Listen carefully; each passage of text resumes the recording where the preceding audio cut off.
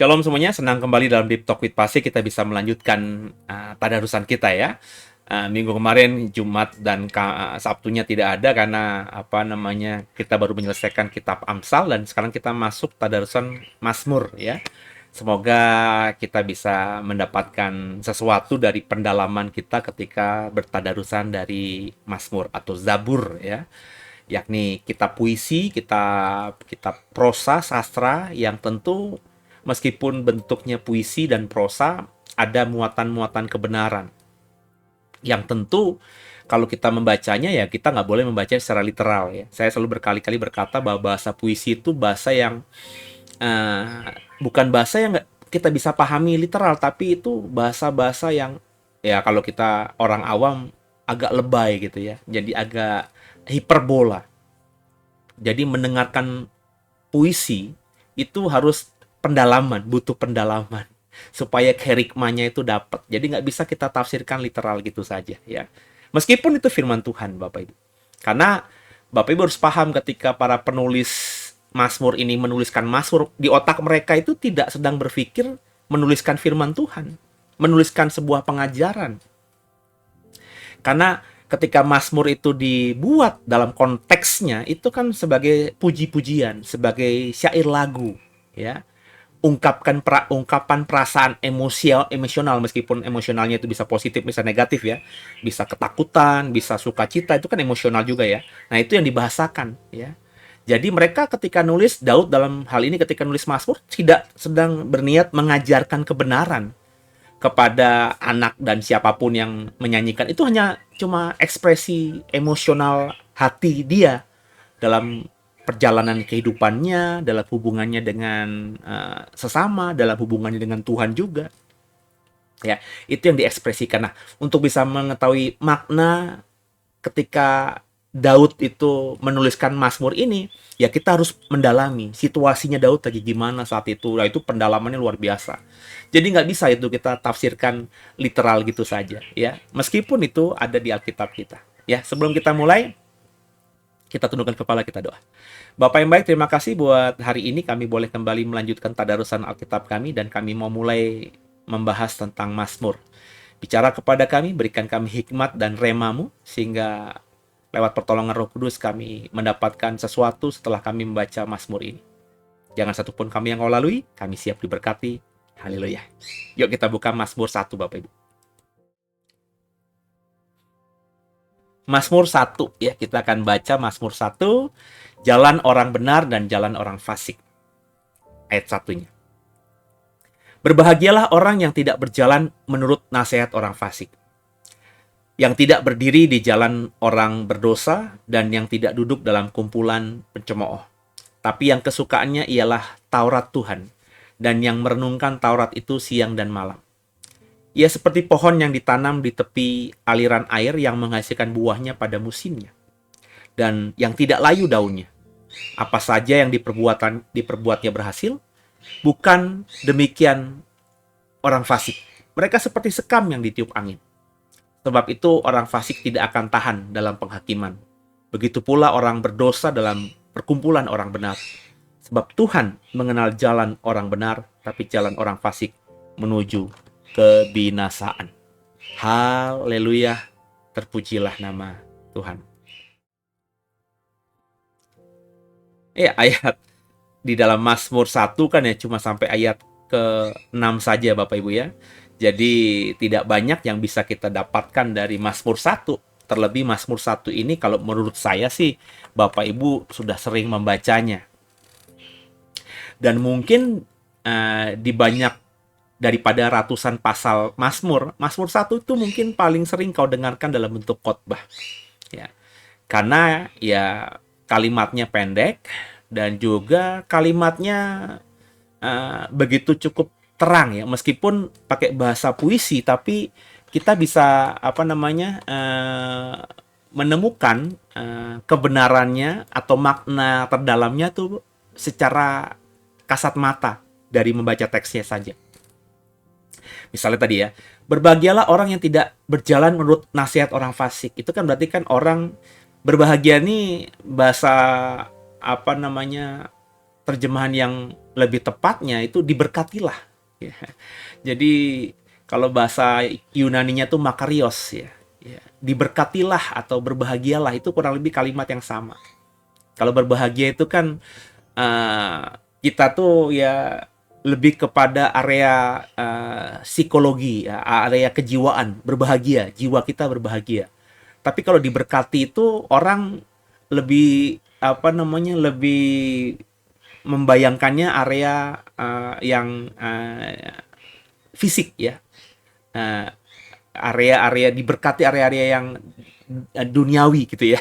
Sedangkan kalau berbahagia tuh lebih kepada jiwa ya, lebih kepada hal-hal yang dalam tubuh kita ya, soul kita, roh kita. Tapi mau berbahagia, mau diberkati, ya nggak apa-apa. Itu memang makna aslinya. Ya. Diberkatilah orang yang tidak berjalan menurut nasihat orang fasik. Nggak mau mengambil keputusan dari nasihat orang yang berdosa. Ya, jadi lucu kalau Bapak Ibu sekarang ini misalnya minta nasihat dari dukun. Orang pinter, apalah sebutannya itu ya. Ya, jelas mereka sedang sinkritisme, ya, menduakan Tuhan, ya. Dan orang begini bukan saja disebut orang fasik, tapi saya berani berkata ya orang berdosa, yang hidupnya dari dosa dan menghidupi dosa. Nah, kalau ada orang Kristen mendengarkan nasihat dari dukun, ya ini orang yang aneh sekali, ya. Tapi kalau ada orang Kristen yang sepanjang hidupnya tidak mau mendengarkan nasihat dari orang berdosa, ya dukun salah satunya, atau orang sahabat kita yang kita tahu koruptor, ya. Sukanya tipu sana tipu sini, sukanya jinah cabul, sukanya mabok-mabokan, narkobaan. Terus kita dengerin nasihat dia, ini yang kurang tepat. Jadi berbahagialah kalau selama saudara menjadi orang percaya, saudara tidak pernah berjalan atau mengambil keputusan atau mendengarkan nasihat dari orang berdosa. Yang tidak berdiri di jalan orang berdosa. Bukan saja tidak mendengarkan nasihat dari orang berdosa, tapi juga tidak berdiri di jalan orang berdosa, tidak ikut-ikutan. Ya. Dengan alasan apapun, itu kata pemazmur. Kalau teman kita itu seorang yang pejinah gitu ya, narkobaan, mainnya ke klub, main perempuan, main narkoba gitu ya. Terus kita tidak temenan sama dia, itu bagus. Tapi kalau kita temenan sama dia, nemenin dia ke klub, main perempuan, kita meskipun tidak main tapi kita tahu, kita temenin dia, narkobaan, kita nggak narkoba tapi kita temenin dia, itu yang bagi pemazmur juga orang yang tidak benar. Diberkati justru kalau kita tidak hidup di jalan seperti orang berdosa itu. Harus bersikap. Dan yang tidak duduk dalam kumpulan pencemooh, yang suka ngomongin orang, suka ngegosip, ya, dalam hal apapun. Pencemooh itu kan bukan saja yang sifatnya negatif ya. Kadang-kadang orang itu ngomongin orang itu meskipun tidak berniat menjelekkan, tapi yang ngomongin orang itu pencemooh itu kan. Ih, dia mah begitu. Kita nggak niat ngomongin orang, nggak ada fitnah di situ, ya. Ya, yang mungkin yang kita omongin tentang orang itu benar ya, dalam perspektif kita tuh kita yakin kita benar, tapi kan kita ngomongin orang, ya. Ya, pencemooh tuh kan begitu. Ya, udahlah gitu loh. Kalau misalnya kita ketemu orang yang seperti itu terus, ya ini yang harus kita hindari. Kecuali misalnya kita ngomongin orang dalam konteks-konteks tertentu ya. Contohnya kalau Bapak Ibu kemarin kita baru lewati pemilu ya, kita misalnya ngomongin gubernur, calon presiden. Terus kita ngomongin mereka ya, itu bagi saya bukan pencemooh. Kenapa? Karena kita sedang ngomongin orang yang mau kita pilih sebagai calon pemimpin kita. Kita sedang membagikan pemikiran kita tentang dia, supaya kita tidak ingin mereka, orang-orang yang kenal kita, memilih yang salah. Atau mungkin juga dalam sebuah diskusi terbuka, ya. Atau diskusi cuma dua arah, ngomongin sahabat sama sahabat, teman sama teman ngomongin soal calon presiden. Ya, itu bukan sedang mencemooh. Tapi kalau orang itu setelah pemilu, setelah pilpres lewat, tapi dia terus ngomongin orang lain lagi. Pokoknya ya hidup dia sehari-hari ngomongin orang mulu. Ini yang nggak bener. Itu namanya pencemooh. Tapi kalau dalam momen-momen tertentu, Nah, kalau kita sedang pemilihan umum kan kita harus ngomongin orang. Kita kan harus ngomongin siapa yang kita pilih, terus kita harus ngomongin yang kita pilih itu kualitasnya bagaimana, baiknya gimana, yang kita nggak pilih itu jeleknya di mana, kan kita harus ngomongin, ya. Meskipun ada luber di situ kan kita juga kepengen agar orang-orang yang kita dekat dengan kita, orang-orang kita sayang itu tidak salah dalam memilih kan. Jadi boleh kita ngomongin orang itu. Tapi setelah itu lewat ya jangan ngomongin orang itu lagi. Ya, kayak kemarin saya waktu pas sebelum pemilu saya ngomongin itu, ya. Semuanya, ya, kelebihan dan kekurangan orang-orang yang nyalonin diri jadi capres dan cawapres itu. Tapi ketika sudah lewat ya sudah gitu, ya. Mau yang dipilih itu orang yang saya bilang negatif, ya, saya bilang jelek, ya, ya udah. Kalau emang nanti negara, Mahkamah Konstitusi dan pemerintahan yang sah dalam hal ini MPR, DPR dan juga eksekutif menetapkan presiden yang terpilih secara sah menurut Undang-Undang Dasar, meskipun dia bukan calon presiden yang saya pilih, ya udah saya nggak usah ngomongin dia lagi. Kecuali misalnya dia mengambil keputusan yang salah gitu ya. Kan boleh dong kita mengkomentari ya, keputusan yang salah, tapi bukan dalam artian terus-terusan. Ya, itu juga kalau misalnya kemarin misalnya pemilu yang dua lalu saya milih Jokowi. Ya ketika Jokowi bagus ya saya apresiasi, saya ekspresikan ya. Tapi ketika tidak benar juga saya ekspresikan. Meskipun mungkin saja pemahaman saya soal benar tidaknya itu juga subjektif ya. Tapi saya sekedar dalam momen itu. Tapi di momen lainnya ya saya tidak terus membombardir, enggak. Ya udah, selesai aja gitu. Momen-momen tertentu aja. Jadi orang bisa melihat bukan karakter saya sebagai seorang pencemooh. Ya, sehari-hari saya tuh nggak ngomongin orang jelek terus gitu, ngomongin orang terus. Bahkan kalau Bapak Ibu kenal saya bukan orang yang tipikal ngomongin orang. Ya. Saya lebih baik diam. Ya. Kalau Bapak Ibu bisa kenal saya sama orang itu lebih baik diam. Ya. Kecuali memang diskusinya membutuhkan saya untuk bicara atau saya ditanya. Tapi kalau diskusi ngobrol gitu ya, misalnya ketemu teman lama, ketemu rekan-rekan pendeta, coba deh tanya kalau Bapak Ibu kenal pendeta-pendeta yang dekat dengan saya, ya. Itu kalau kita ngobrol gitu ya di coffee shop gitu ya, atau di mana gitu ya, misalnya ada momen ketemu gitu ya. Saya lebih jadi pendengar. Saya jarang, kecuali ditanya, gimana menurut lo Sen gitu. Gimana menurut lo Pak Pendeta? Ya. Kalau ditanya ya baru saya merespon, tapi kalau enggak saya lebih mendengar. Meskipun yang diucapkan, dibicarakan di komunikasi kita itu tidak saya sepakat, saya lebih baik menahan diri. Ya, iya ya, gitu ya. Saya cuma begitu aja gitu. Karena saya memang bukan tipe orang yang suka ngomongin orang gitu. Ya.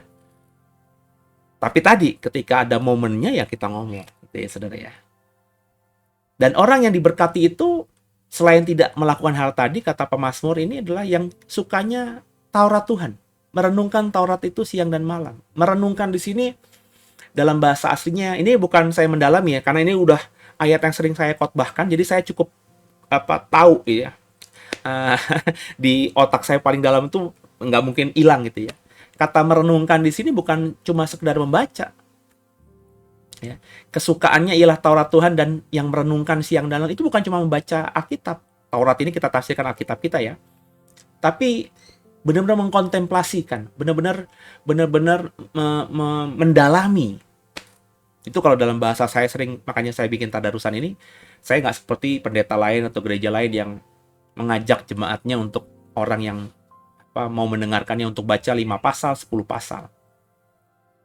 Sebenarnya kalau mengikuti hati saya sih, kita baca satu ayat aja, terus kita dalami, kita renungkan.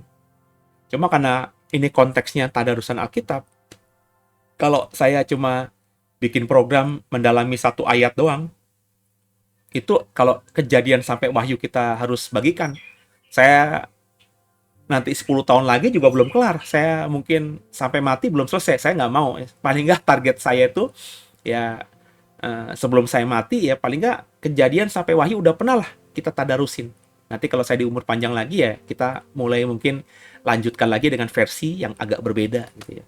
Makanya satu hari satu pasal. Dulu awalnya kan begitu. Satu hari satu pasal. Terus karena di channel YouTube kita ini sudah mulai banyak program yang lainnya, teman-teman lain juga mau ambil bagian, ya saya akhirnya mengurangkan jadi cuma Kamis, Jumat, Sabtu saja tayangnya tadarusan ini. Tadi awalnya kan dari Senin ketemu Senin. Karena memang dulu bingung mau bikin program apa, tapi setelah semakin mendalami tentang sosial media, tentang YouTube, akhirnya mulai banyak program-program yang lainnya. Nah, itulah merenungkan Bapak Ibu. Jadi ayat-ayat Alkitab itu kita renungkan, kita dalami. Ya, itu nggak bisa cuma dibaca doang. Pendalaman itu ya mungkin kalau Bapak Ibu tidak bisa mengerti bahasa aslinya, bahasa Ibrani dan bahasa Yunani, mungkin meng-cross-check-nya dengan terjemahan lain. Ya.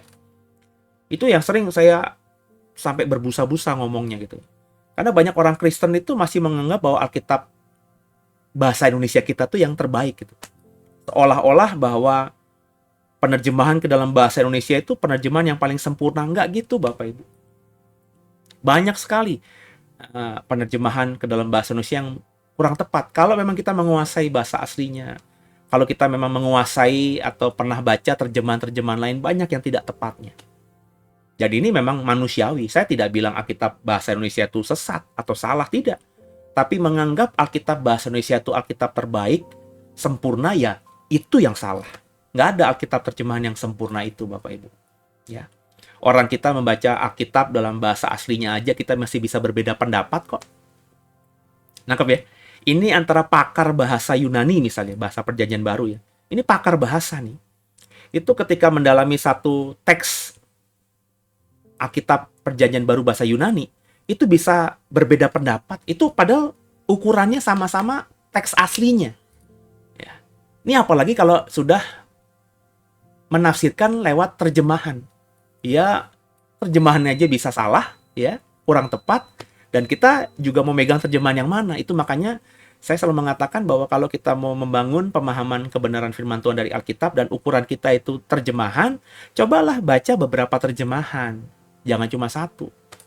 Tapi banyak orang yang tadi ya, bagi saya itu sudah saya sampaikan, coba cek terjemahan lain, tapi ya nggak mau dengar. Nah, ini orang yang saya bilang, orang yang susah untuk menemukan kebenaran. Karena mereka sudah anggap mereka paling benar. Ya, mereka sudah anggap mereka itu yang sudah paling tahu. Ya, sehingga akhirnya nggak lagi mau belajar. Ya sudah, itu aja, mereka di situ terus aja, muter-muter di situ aja. Iman Kristen mereka di situ-situ aja. Mereka tidak akan murtad, tapi juga menemukan kebenaran yang lebih dalam, tidak, di situ-situ aja. Dan itu tidak boleh terjadi kepada Bapak Ibu yang mau mendengarkan saya. Ya. Kita tidak boleh iman kita murtad, karena kita semakin membaca kitab, kita semakin menemukan kebenaran dan semakin dalam memahami tentang Allah yang menciptakan langit dan bumi. Memahami tentang Yesus, Tuhan dan Juru Selamat kita. Kita semakin paham. Ya. Pastilah. Ya. Semakin paham. Meskipun pemahamannya itu bukan berarti kita memahami semakin sempurna, tidak. Siapa kita bisa memahami Allah yang maha itu? Ya. Tapi pemahaman kita yang semakin kita tidak memahami Allah itu membuat kita semakin paham bagaimana memposisikan diri kita kepada Allah itu. Saya ketika semakin mendalami Alkitab, saya selalu berkata kan dalam khotbah saya juga, saya semakin nggak ngerti tentang Allah. Semakin saya merasa kecil gitu dibandingkan Allah yang hidup itu. Tapi bukan berarti saya jadi kehilangan arah. Justru semakin saya memahami, saya tidak bisa mengenal Dia, itu membuat posisi iman saya semakin tak tergoyahkan tentang Dia. Nangkep ya Bapak Ibu ya? Nah, mestinya kita seperti itu. Ya. Orang yang merenungkan Taurat itu siang dan malam, dikatakan ia akan seperti pohon yang ditanam di tepi aliran air, yang menghasilkan buah pada musimnya. Yaitu kan kalau pohon ditanam di tepian aliran air itu kan kering, kerontang, mati, itu kan relatif lebih kecil dibandingkan dengan pohon yang tidak pernah diairi atau tidak pernah mengalami pengairan. Kan begitu, logikanya kan begitu. Ya. Di Indonesia yang airnya berlimpah saja, kalau sudah masuk musim kemarau, petani-petani di daerah itu panen nggak bisa. Karena airnya bukan tidak ada, mungkin airnya benar-benar terbatas, dibagi di beberapa sawah, akhirnya sawah kita tidak terairi dengan sempurna. Padinya kosong, gagal panen. Nggak ada bulir-bulir padinya. Apalagi misalnya kalau kita ngomongin padang gurun. Wah, kalau nggak ada air ya pohon nggak bisa hidup. Semak belukar mungkin ada, tapi bukan pohon yang menghasilkan buah, nggak mungkin bisa hidup. Ya. Maka orang-orang zaman dulu itu di dalam keterbatasan teknologi, kalau punya niat untuk membangun rumah atau membangun sebuah peradaban, pasti dibangun di peradaban yang dekat air. Itu pasti, nggak mungkin nggak, Bapak Ibu. Perhatikan deh, ya. Semua peradaban-peradaban yang ditemukan di masa lalu, yang arkeologinya kita temukan, itu pasti ditemukan di tepian aliran air. Mau air pantai ya, atau mau sungai. Ya. Majapahit, itu apalagi kerajaan-kerajaan Jawa yang lebih tua, Kediri, ya. Terus juga Singosari, itu kan semua dibangun di tepian aliran sungai. Sungai besar atau Brantas, atau sungai anak dari sungai Brantas. Terus juga ya Yusuf ketika menempatkan orang tuanya Yakub dan saudara-saudaranya ditaruh di Goshen, yang merupakan sebuah tempat daerah yang ada di tepi sungai Nil. Ya. Karena apa? Karena tinggal di tepian aliran air yang banyak air itu kan lebih bermanfaat daripada jauh dari air. Ya. Nah, makanya itu kalau kita baca firman Tuhan, kita tuh dekat dengan sumber air. Dan memang kalau kita cocok logi gitu ya, ada memang kan ayatnya, Yesus adalah sumber dari air kehidupan. Ya. Yesus adalah air kehidupan. Ya. Yesus adalah kehidupan. Jadi kalau kita dekat dengan Yesus, ya kita pasti akan diberkati. Ya, itu bisa kan, bukan saja cocok logi, tapi memang ada kan ayat di Perjanjian Baru mengatakan demikian. Ya, ini kita cocok-cocokkan dengan Mazmur 1 ini. Ya. Karena Mazmur 1 bicara soal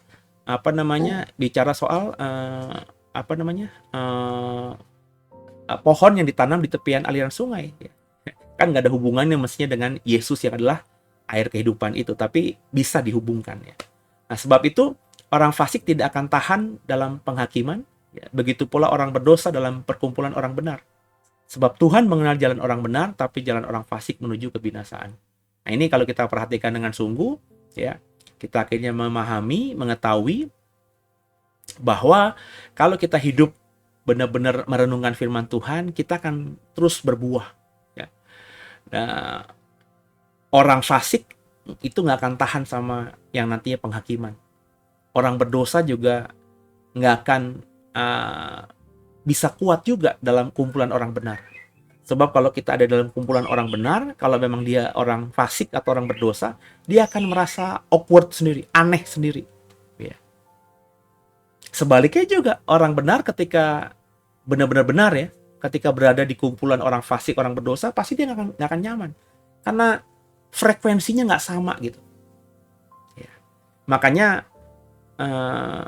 orang jahat itu nanti akan ketemu dengan kelompoknya sendiri yang jahat. Percaya deh sama saya. Dan orang yang benar akan ketemu dengan kelompoknya yang benar. Percaya deh sama saya. Ya. Sebab sekuat-kuatnya orang untuk bermain sandiwara dan memakai topeng, itu nanti akan terbuka dengan sendirinya. Dan kalau kita sudah hidup dalam kebenaran, ya, maka Tuhan akan mengenal kita. Ya. Kenapa? Karena kita melalui jalan yang memang yang dikendakinya untuk dijalani oleh setiap orang yang mau percaya kepadanya. Semoga Mazmur 1 ini membuat Bapak, Ibu, dan saya semakin hidup dalam kebenaran, semakin mulai menyukai Alkitab dan mulai membaca, bukan sekedar membaca tapi merenungkan firman Tuhan itu juga. Dan temukan kebenaran di situ bersama Roh Kudus. Libatkan Roh Kudus agar teks-teks ayat yang kita baca, kita pahami, kita mengerti, dan kita mendapatkan pemahaman sempurna yang membuat kita bisa menjadi orang yang mengetahui ya di mana sumber kehidupan itu. Dan kalau kita memang menempatkan diri kita di dekat sumber kehidupan, maka seperti pohon yang ditanam di tepian aliran air, kita akan berbuah, selalu berbuah pada masanya. Artinya jadi berkat bagi banyak orang di sekitar kita. Sampai jumpa di tadarusan besok. Ya, sebelum kita akhiri, kalau sudah diberkati, sudah bisa share program ini, bisa terus ikuti program-program ini di setiap Senin, Kamis, dan Jumat ya. Saya akan konsisten. Kalau Bapak Ibu lagi mau belajar lebih lagi, bisa jadi member dari YouTube ini. Tadi juga saya upload materi akhir zaman saya yang baru soal neraka. Kalau Bapak Ibu mau paham soal neraka, saya ngomong neraka bukan neraka lewat penglihatan saya atau mimpi saya. Saya tidak pernah mengajar sesuatu dari penglihatan atau mimpi. Saya mengajarkan neraka dari konteks teks Alkitab, baik PL maupun PB. Kalau Bapak Ibu mau mengetahui lebih dalam soal neraka, bisa jadi member. Ya, sangat murah sekali jadi member di channel YouTube CKIDW ini. Kalau mau dalam lagi, bisa ikut sekolah Alkitabnya. Kita juga punya sekolah Alkitab yang mengharuskan Bapak Ibu jadi member juga. Jadi dengan jadi member sekolah kita, Bapak Ibu mendapatkan materi tentang dogmatika. Kita lagi membahas soal Roh Kudus dan juga materi soal akhir zaman tadi. Jadi silakan kalau memang mau belajar bisa menjadi member, dan pastinya kita bikin member ini bukan untuk sekedar memperkaya ya, karena tujuannya bukan untuk itu. Kalau itu pasti saya akan buat harga jadi member itu ratusan ribu ya, supaya saya semakin kaya, tapi hanya beberapa belas ribu, beberapa puluh ribu saja, karena tujuannya bukan itu ya. Jadi ayo sama-sama kita belajar lebih dalam lagi, dan kita ketemu di besok Jumat dan Sabtu. Dan sebelum kita akhiri di malam hari ini, kita tundukkan kepala, kita doa. Bapak yang baik, terima kasih buat segalanya. Kami boleh diizinkan kembali untuk masuk dalam tadarusan kitab yang baru, yakni kitab Mazmur. Terima kasih buat Mazmur 1 yang mengingatkan kami untuk menjadi orang yang benar-benar berdiri di dalam jalan orang benar dan bukan di jalan orang fasik, dan tidak duduk dalam kumpulan pencemooh orang berdosa, tapi duduk di tengah orang-orang benar. Roh Kudus tolong kami bisa benar-benar semakin tajam memilih mana yang fasik, mana yang benar, sehingga hidup kami ke depannya semakin menjadi orang yang jadi berkat bagi banyak orang dan hidup yang menyenangkan Tuhan. Ampuni salah dosa kami. Yesus Kristus, Kaulah Tuhan Juru Selamat kami yang hidup. Tidak ada yang lain, hanya Kau. Dan ke dalam tangan-Mu lah kami serahkan tubuh, jiwa, dan roh kami. Kemuliaan hanya bagi Allah. Haleluya. Terpujilah Kau kekal selamanya. Amin. Sampai jumpa di esok hari di tadarusan Mazmur 2. Dan God bless you. Haleluya.